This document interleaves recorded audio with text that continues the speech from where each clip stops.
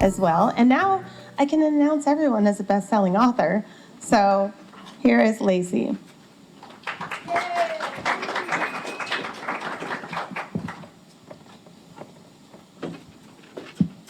Hi, my name is Lacy Picklo. I wrote Chapter 17, Clarity is Key. So since I've been little, I've always had a vision of how I wanted to live my life. Since I was young, I've been told, you're always thinking so far in the future. You're so mature for your age. You don't have to think that far ahead. You can just enjoy right now. And I did enjoy right now, but I also was always thinking about the future. Over the years, I have made decisions that align with that vision and what I wanted my life to look like. Sometimes people didn't really understand why I made decisions that I did. And at the end of the day, I always reminded myself, it doesn't really matter. It doesn't matter if they don't understand why I made a decision. And it doesn't really matter that I try to explain it, because trying to explain it sometimes was me talking myself out of making the decision. So it doesn't matter, and I just kept moving forward. I knew by listening to the voice that I could hear, it was like a whisper that would tell me, yes, you should do that, or no, you should not do that. There were certain decisions that I made that did confuse people and even concerned, I'm sure, my parents. One of them being, I decided not to go to a four-year college.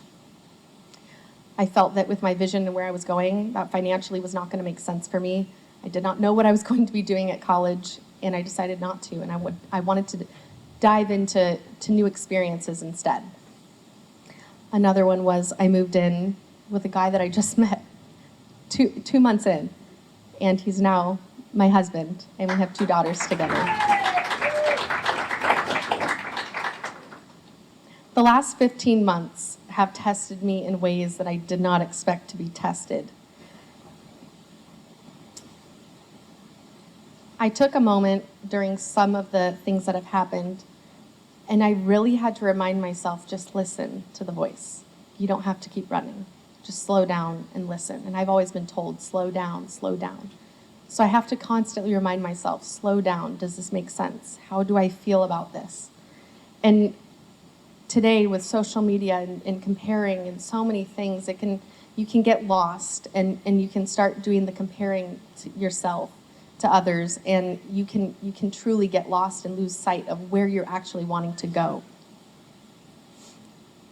In August of 2024, my mom was diagnosed with cancer. She lived about 45 minutes away from me at that time. My husband and I bought a condo in Aliso Viejo when I was only 25. We had my first daughter soon after, and being 45 minutes away from my mom didn't bother me at first because we saw each other all the time. So in August, when she was diagnosed, I had a whisper happen. And I had a decision to make. Either I'm going to stay in this condo where I'm financially comfortable, I love where I lived. I knew that eventually I wasn't going to be able to stay in a condo as I had another baby. And I knew that eventually, in my vision, I needed a bigger house. So I had a decision to make. Either I stay comfortable financially and stay that far, or I decide to take a risky move and sell the condo. We stretched ourselves a bit with finances, find a home in a neighborhood we love, and move less than 10 minutes away from my family. It felt like everything was against us when we tried to make this decision. We sold our condo and we decided to try to purchase a home when the rates were through the roof. Everyone was like, why would you do it now? Why would you do it now? I had the questioning. And I'm like, even my husband, are you sure? I'm like, no, we're doing it. Found our dream home. It was an escrow. And I thought, no, what's going on? I called the listing agent and I said, if this falls out of escrow, you call me. And it did. We put our offer in and we got the house. 3 days later, it flooded. Yeah, we moved in with our daughters. All our stuff was everywhere. So much was ruined in the flood. 3 days later, the entire thing flooded. We ended up in a hotel for 3 weeks. My husband works the graveyard shift, even now. So we had a night room and we had a day room, and we were down the hall from each other. It was rough, and it was during Thanksgiving. We made the decision, though, and we stuck with it, and I knew that it was the right decision. We moved to a rental home. 5 months later, I had a fully renovated house, and I got to move back in, and I'm still 10 minutes away, less than 10 minutes away from my family, and we're closer than ever. One other decision I had to make because of the financial restraints that I felt at that time. I was the COO for a large real estate company across Southern California.